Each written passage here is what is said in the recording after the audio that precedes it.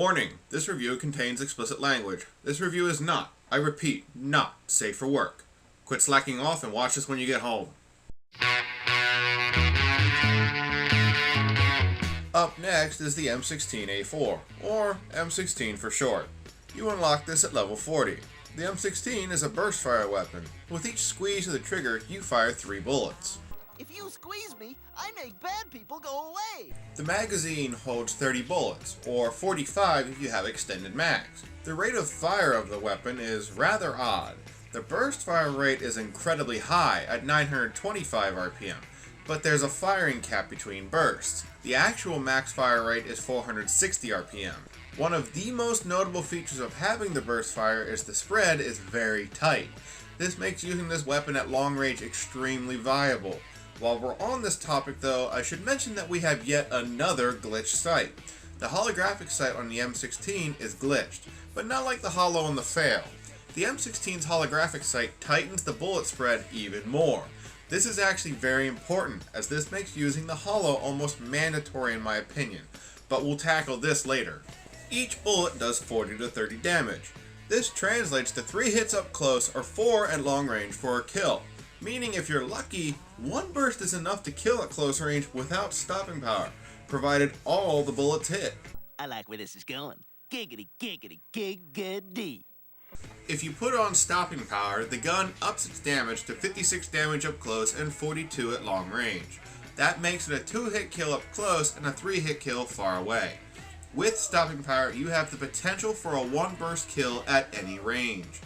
I'm not sure whether to call this gun's stopping power optimal. On the one hand, the numbers clearly say yes. A 1 burst kill with stopping power at any range says it is.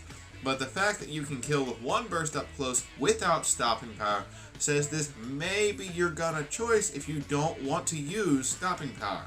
Since the gun has the firing cap I mentioned earlier, the recoil is ridiculously low. It resets in between each burst. Because of this, the recoil is pretty much unnoticeable, and this makes marking your burst relatively easy. The ease of marking your shots makes this a very attractive gun. Now that's gorgeous. One thing that is not easy to mark, however, is the irons. These irons are incredibly polarizing. I have heard people vehemently arguing for and against the sights. The honest answer is it's a matter of personal preference. I'll just be upfront about it, I'm one of the haters. First, the front sight has 2 long prongs on the sides, which in my opinion distracts from the shorter center post. Second, I can't stand how much the front sight moves relative to the back sight. I have no idea what to call it, but look at this. The front sight doesn't stay centered relative to the back sight. I know all irons tend to do this a bit, but this is ridiculous. There's a lag period from the time when you think the sights are lined up until they are visually lined up. I think I'm in the minority here. I hear people claim to like these irons more than they claim to hate them, but I can't help it. I honestly don't like putting up with this and normally just slap on a sight. We don't take kindly to your types in here. Now calm down, Skeeter. He ain't hurting nobody. Now, I want to know something from Mr. Panda Bear here. Up next is the attachments, but I'm going to do this slightly out of order. We'll go chronologically after this, but I'm covering the holographic sight first since it's glitched and will impact your attachment selection. The holographic sight is unlocked with 60 kills while looking down the red dot sight. Some genius at Infinity Ward screwed up. I have no explanation as to why, but as I mentioned earlier, when the holographic sight is equipped, the M16 narrows the spread of the bullets significantly. Yes, I am good, aren't I? But we can discuss my brilliance later. This is the tightest spread of the burst fire weapons, even when compared to the brother rifle, the FAMAS. Because of this, the holographic is mandatory on the M16, in my opinion.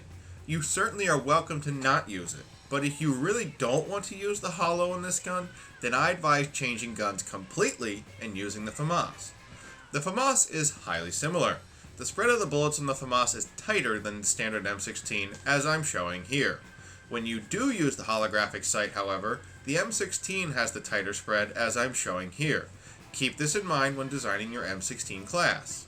You're trying to confuse me now, aren't you? Sort of, yeah. Moving on, the first attachment unlocked is the M203 grenade launcher. Seeing as the M16 is an American rifle, this is one of the few guns in the game where this is actually the proper American-made launcher. Hold on one second. We need appropriate music. America, America, America, fuck yeah! That is so much better. Anyway, I don't have much to say here. The M16 is a good choice for the grenade launcher since it can still get the one burst kills without stopping power. It's just that I still prefer the holographic sight. Once you have 20 kills with the grenade launcher, you get the Master Key attachment. This attachment is actually a decent choice. One of the M16's larger weaknesses is up close combat since it's limited to burst firing. The Master Key isn't a great shotgun, but does help in tight up close situations.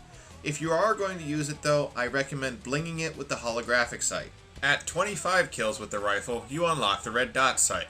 I honestly see little point to this sight because of the holographic sight. That makes me a very sad panda. Don't tell that to the community though. I swear, I see this everywhere. Outside of the UMP45 silenced, I see this gun and attachment combination the most. Point being, I prefer the holographic sight and you should too. Once you get 75 kills with the weapon, you unlock the silencer. For the silencer on this gun, I must say I get rather specific. I only like using the silencer if it's blinged with the holographic sight and has stopping power. You maintain one burst kills at any range, and since the spread is so tight, you won't miss, even at long range.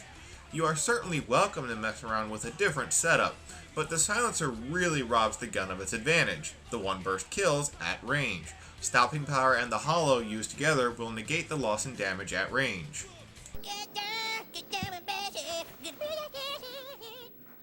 15 kills with the silencer unlocks the heartbeat sensor. I have little to say. Standard heartbeat sensor. Use it as you like. With 150 kills with the weapon, you unlock the ACOG. I still prefer the holographic sight, but this isn't a bad choice. Every gun has that weird attachment that just seems to do well. And on the M16 for me, this is that attachment. I have no explanation as to why. With the ACOG, I recommend stopping power and sleight of hand to maintain effectiveness at range. With 20 kills while looking down the ACOG, you get the thermal sight.